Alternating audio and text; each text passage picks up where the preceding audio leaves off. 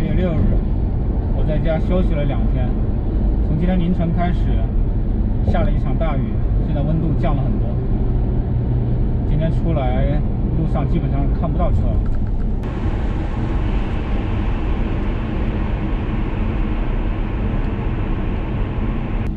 前面好像有检查。应该是在测体温在。你好，体温正常，一路慢走。多少36.8。好。叫省节。省节？对，他们都叫节省。对，就是中文名倒过来就是节省。医院的这边一个陈医生，他给我打了电话，说他们医护人员穿的衣服太厚，然后头上都湿了。给我打了电话，我就拿着工具我就跑过来了。但是你来的是医院啊，你有没有害怕呀？没有想过，他们都不怕，我怕什么？对不对？这个做的像一件衣服一样，这个可以。挺安全的。我拿这边，只能记一下。以前有在这样的环境下理过发吗？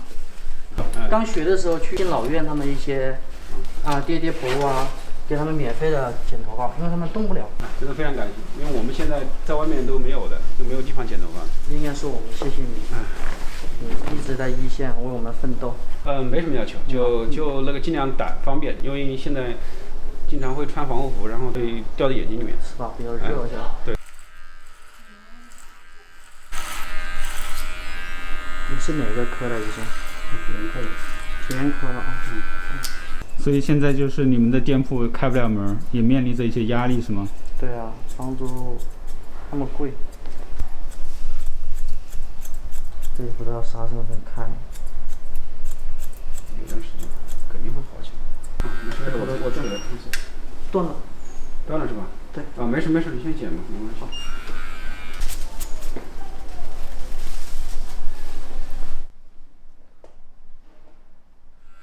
您现在一天工作要多长时间啊？8点到至少要到5、6点钟，中间不休息。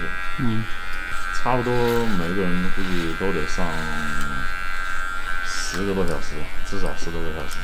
相对来说的话，还是防护物资啦，这是一个。再一个就是医护人员还是相对不足啊，因为有很多感染了，在家里要休息的，或者住院的。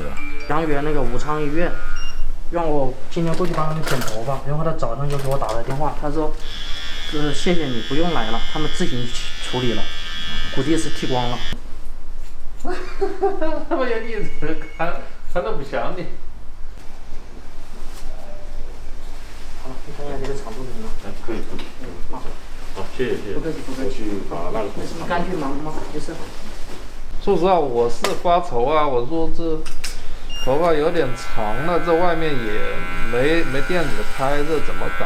我们都是应该的，都是为武汉服务，为武汉做贡献。是的。也是难为你们了。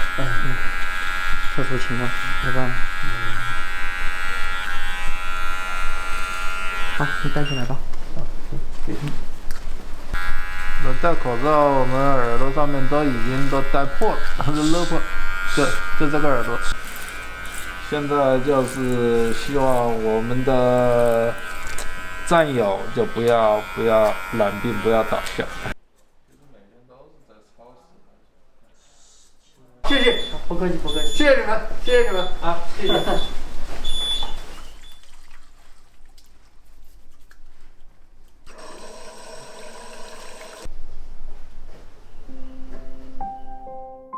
我去了一趟离医院不远的营房社区，那里是我生活了20多年的地方。楼下的菜市场没有了往日的繁忙，我顺便去见了住在附近的一个朋友。我只是好奶，反正我想起来我妈妈这边，我经常来这边。从武汉说封城开始，可能就去去了2天，然后因为是屋里没有菜了，就去去买菜。我屋里这么在的是爷奶奶，然后我还有我就是没有回去的女朋友。他是哪里人？她是黔江。生活方面没得么事问题，只是说有些不方便嘛。但是因为家里人身体健康，然后加上平常屋里备齐的活也都蛮充足，所以就没有什么太多的困扰。然后就是把游戏机买了，买的是一个自慰器嘛，想到健身嘛，就是买一个健身环。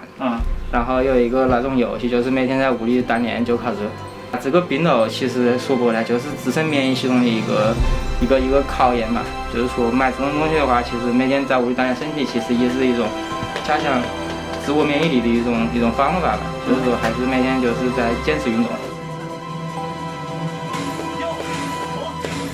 我爷爷有的时候看电视，有的时候去阳台，就是会叠那个扑克牌。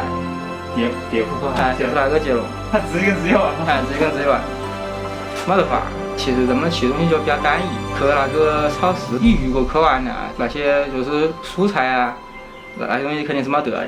但是肉啊，包括其他的一些么是熟食那些快餐啊，都还有，都还蛮充足。所以这几天就是可能说，就是蔬菜吃的蛮少，但是其他的东西都还蛮好。去年饭就在屋里简单的弄了几个菜，然后再煮饺子，重的那种饺子。因为想的是过年嘛，其实4个人也不好包饺子，就买了个别个冻的饺子就回来了，然后再搞了几个小菜。我朋友是因为周围没回去嘛，但是其实我跟他其实2个人，平常关系方面其实还是蛮融洽，还好。肯定会吵架啊，互相觉得对方打游戏菜啊，互相瞧不起对方做的饭啊，互相觉得对方买衣服丑啊，肯定会想回去见一下家里人啊，因为差不多有小半年没回去了。